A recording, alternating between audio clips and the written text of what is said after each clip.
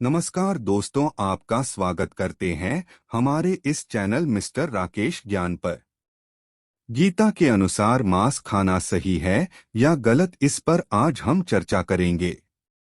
Video को अंत तक जरूर देखें, नहीं तो आपको पाप लग सकता है। क्या मांस खाना सही है? मांस मछली खाने के बारे में हमारे धर्म में क्या लिखा है? मांस खाने के बारे में विज्ञान क्या कहता है? तो आज हम इन टॉपिक पर चर्चा करेंगे। हमारे धर्म क्या कहता है? हमारे धर्म में मांस खाना चाहिए या नहीं खाना चाहिए, इसके बारे में क्या लिखा हुआ है? इसके बारे में कई लोगों का कहना है कि मांस खाना चाहिए और कई कहते कि मांस नहीं खाना चाहिए। हमारे धर्म में हमें मना किया गया है। पर सच क्या है? हम सच पे ही चलेंगे। तो आज हम हमारे धर्म पुस्तक वेद का सहारा लेंगे और साथ ही साथ में हम भगवत गीता को भी उदाहरण के तौर पर लेंगे। ऋग्वेद में क्या कहा गया है? ऋग्वेद में साफ तौर पर मांसाहार करने से मना किया गया है। ऋग्वेद के मंडल 10 के एक श्लोक में मांसाहार करने से मना किया गया है और साथ में जो मांसाहार करता है उसके साथ में क्या करना चाहिए वह भी कहा है। तो आइए श्लोक में क्या कहा गया है वह देखते हैं।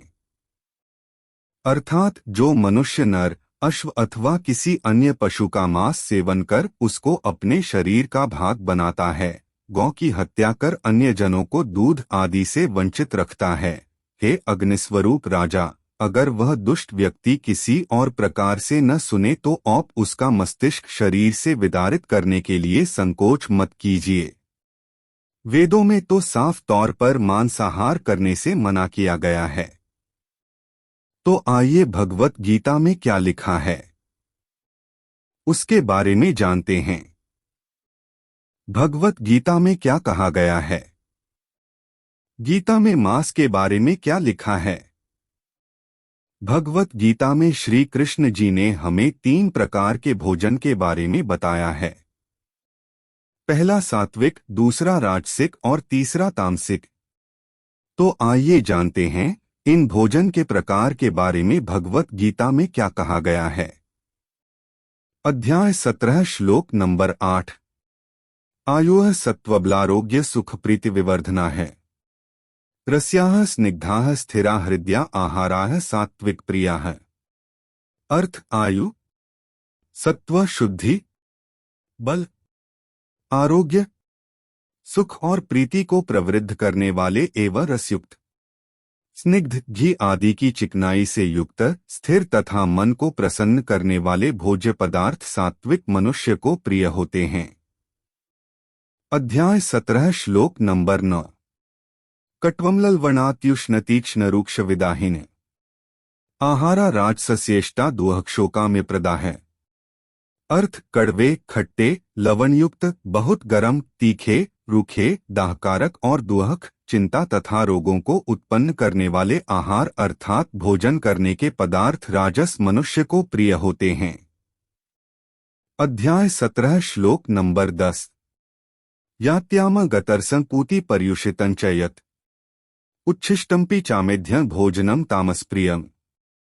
अर्थ: जो भोजन अधपका, रसरहित, दुर्गंधयुक्त, बासी और उच्छिष्ट है तथा जो अपवित्र है वह भोजन तामस मनुष्य को प्रिय होता है। यहाँ पर भी आप देख सकते हैं कि भगवत गीता में जो तामसिक भोजन की बात की गई है वह तामसिक भोजन में मांस, मदिरा का भी समावेश होता है, जो दुर्गंध, अर्धपक्का और अपवित्र माना जाता है। अब रही बात विज्ञान की, तो आइए इस पर विज्ञान क्या कहता है देखते हैं। अर्जुन भगवान कृष्ण से अन्न के विषय में प्रश्न करते हैं और कहते हैं कि भोजन के निमित्त जो यज्ञ होते हैं उन्हें कौन आदर्श हानि में यज्ञ करता है, जिन्होंने अपने अहंकार से भोजन का त्याग कर दिया है। उत्तर में श्री कृष्ण उन्हें बताते हैं कि अन्न 3 प्रकार का होता है: सात्विक, राजसिक और तामसिक। सात्विक अन्न जैसे फल, सब्जियां और अनाज बौद्धिक और शारीरिक ऊर्जा बढ़ाता है, जबकि राजसिक और तामसिक अन्न नुकसानदायक होते हैं। इसके अलावा भगवद गीता में अहिंसा और धर्म के महत्व का भी बड़ा महत्व है। यह शिक्षा देती है कि हमें दूसरों के प्रति सम्मान रखना चाहिए और सभी प्राणियों की संरक्षा करनी चाहिए।